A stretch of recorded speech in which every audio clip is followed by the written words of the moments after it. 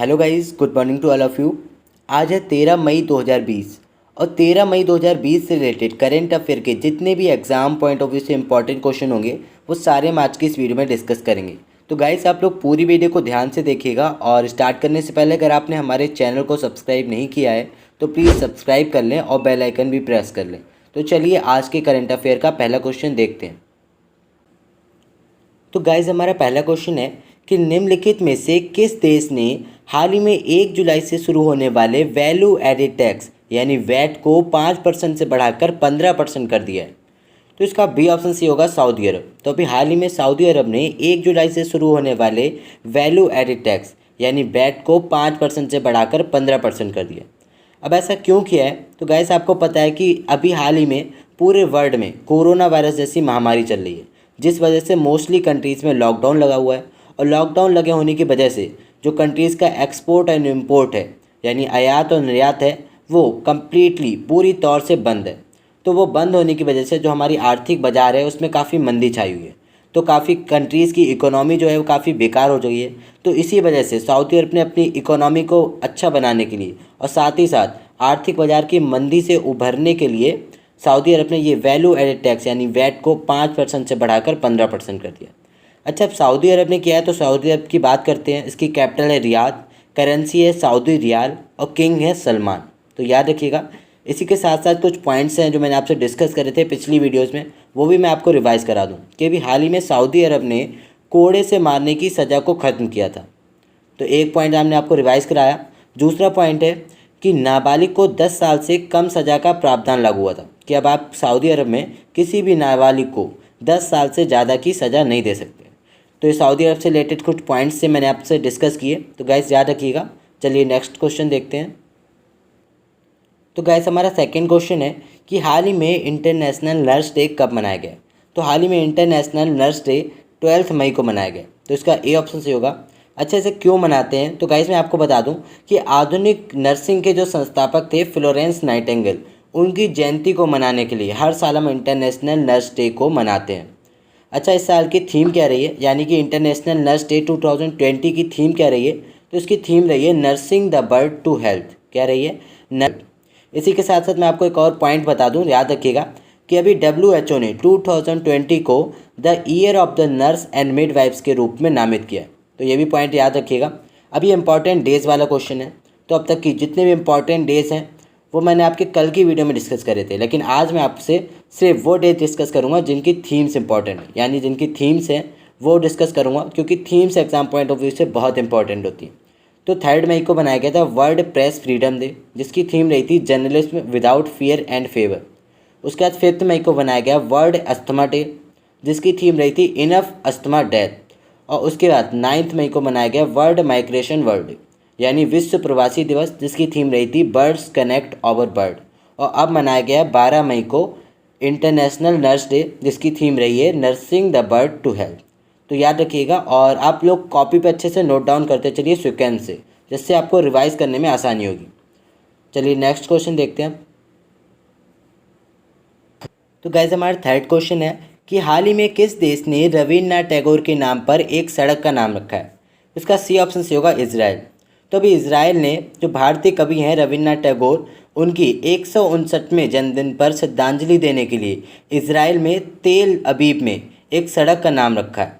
अच्छा, रविन्द्रनाथ टैगोर के बारे में तो आप जानते होंगे कि इन्हें 1930 में साहित्य में नोबेल पुरस्कार जीता था। साथ ही साथ इन्होंने इंडिया का नेशनल एंथम भी लिखा था, और इंडिया का ही नहीं बल्कि बांग्लादेश का नेशनल एंथम भी इन्होंने ही लिखा था, रविन्द्रनाथ टैगोर ने। तो याद रखिएगा। अब बात इजराइल की हुई है। इजराइल की कैपिटल है जेरूसलम, करेंसी है न्यू शेकेल और पीएम है बेंजामिन नेतन्याहू। तो गाइस याद रखिएगा। चलिए नेक्स्ट क्वेश्चन देखते हैं। तो गाइस हमारा फोर्थ क्वेश्चन है कि हाल ही में वर्ल्ड एयरपोर्ट अवार्ड 2020 में SKYTRAX अवार्ड किसे दिया गया है? तो इसका बी ऑप्शन सी होगा बेंगलुरु एयरपोर्ट। तो अभी हाल ही में बेंगलुरु के KP गोबड़ा इंटरनेशनल एयरपोर्ट को भारत के साथ ही साथ सेंट्रल एशिया का सबसे बेहतर एयरपोर्ट के तौर पर स्काई ट्रैक्स अवार्ड दिया गया है। तो गाइज याद रखिएगा बेंगलुरु एयरपोर्ट। अच्छा, वर्ल्ड की बात करें, ये एशिया में दिया गया है, लेकिन अब वर्ल्ड की बात करें तो सिंगापुर का चंगी एयरपोर्ट जो है, सिंगापुर का चंगी एयरपोर्ट को पूरे वर्ल्ड में बेस्ट एयरपोर्ट के नाम से अवार्ड किया गया। तो याद रखिएगा। चलिए नेक्स्ट क्वेश्चन देखते हैं। तो गाइज हमारा नेक्स्ट क्वेश्चन है कि हाल ही में हेल्पलाइन भरोसा किसने लॉन्च की है। तो भी हाल ही में हेल्पलाइन भरोसा MHRD मिनिस्ट्री ने लॉन्च की है। MHRD यानी ministry of human resource and development. तो अभी हाल ही में जो हमारे केंद्रीय मानव संसाधन मंत्री हैं रमेश पोखरियाल निशंक, उन्होंने उड़ीसा के केंद्रीय विद्यालय के छात्रों के लिए उनकी काउंसलिंग के लिए एक हेल्पलाइन शुरू की है। अच्छा, इसमें क्या है कि अगर किसी भी व्यक्ति को यानी किसी भी छात्र को अपने कैरियर के प्रति कोई भी कन्फ्यूज़न है तो वो इस हेल्पलाइन से कॉल कर अपनी कन्फ्यूज़न को दूर कर सकता है। अच्छा, इसका उद्देश्य क्या है? इसका उद्देश्य है कि संस्थान के छात्रों को मानसिक और मनोवैज्ञानिक सहायता प्रदान करना। अब ये हेल्पलाइन नंबर क्या है ये भी मैं आपको बता दूं। तो हेल्पलाइन नंबर है 8046801010। रिपीट कर रहा हूँ, 8046801010। तो गाइज याद रखिएगा। चलिए नेक्स्ट क्वेश्चन देखते हैं। तो गाइज हमारा अगला क्वेश्चन है कि हाल ही में कितने राज्यों को 6195 करोड़ रुपए जारी किए गए। तो इसका बी ऑप्शन से होगा 15। तो अभी हाल ही में केंद्र सरकार ने 15वें वित्त आयोग की सिफारिशों के अनुसार 15 राज्यों को अनुदान के रूप में 6195 करोड़ रुपए जारी किए। अच्छा, जारी क्यों किए हैं? तो राजस्व घाटे को कवर करने के लिए दिए गए, यानी कि राजस्व में जो भी कमी आई है उसको पूरा करने के लिए और आर्थिक संकट से निपटने के लिए ये 6195 करोड़ रुपए दिए गए हैं 15 राज्यों को। तो याद रखिएगा। चलिए नेक्स्ट क्वेश्चन देखते हैं। तो गाइस हमारा नेक्स्ट क्वेश्चन है कि हाल ही में पूर्व लोकसभा सांसद और जनता दल के वरिष्ठ नेता का मई 2020 में निधन हो गया है। उनका क्या नाम है? इसका सी ऑप्शन सी होगा राजा रंगप्पा नाइक। तो अभी हाल ही में राजा रंगप्पा नाइक का निधन हो गया है और इन्हें 1996 में लोकसभा के लिए चुना गया था और इन्होंने लोकसभा में रायचूर निर्वाचन क्षेत्र का प्रतिनिधित्व किया था। तो याद रखिएगा राजा रंगप्पा नाइक। चलिए नेक्स्ट क्वेश्चन देखते हैं। तो गाइस हमारा अगला क्वेश्चन है कि हाल ही में नए और नवीकरण ऊर्जा मंत्रालय यानी MNRE के सचिव के रूप में किसे नियुक्त किया गया है? इसका ए ऑप्शन सी होगा इंदु शेखर चतुर्वेदी। तो भी हाल ही में इंदु शेखर चतुर्वेदी को नए और नवीकरण ऊर्जा मंत्रालय के सचिव के रूप में नियुक्त किया गया। और गाइस मैं आपको बता दूं कि इन्होंने आनंद कुमार का स्थान लिया है और ये इससे पहले झारखंड सरकार के पर्यावरण और वन मंत्रालय के जलवायु परिवर्तन विभाग में अपर मुख्य सचिव के रूप में नियुक्त थे। तो याद रखिएगा इंदु शेखर चतुर्वेदी। चलिए नेक्स्ट क्वेश्चन देखते हैं। तो गाइस हमारा अगला क्वेश्चन है कि निम्नलिखित में से हाल ही में किसने प्राणवायु कार्यक्रम का शुभारंभ किया है? इसका बी ऑप्शन सी होगा बेंगलुरु। तो अभी हाल ही में बेंगलुरु निगम ने प्राणवायु कार्यक्रम शुरू किया है। अच्छा, इसका उद्देश्य क्या है? इसका उद्देश्य है कि लोगों के लिए श्वसन स्वास्थ्य का जांच करने की आवश्यकता पर लोगों में जागरूक करना, यानी कि लोगों को सांस के प्रति जो बीमारी होती हैं उनके प्रति जागरूक करना। इसमें क्या है कि इसमें अपने रक्त में निम्न ऑक्सीजन स्तर वाले लोगों को मदद करने का प्रयास करना ताकि उनकी बीमारियां घातक होने से पहले ही वह खुद को जल्दी से जल्दी टेस्टिंग उनकी करवा सकें। तो ये लॉन्च किया है बेंगलुरु ने, याद रखिएगा। चलिए नेक्स्ट क्वेश्चन देखते हैं।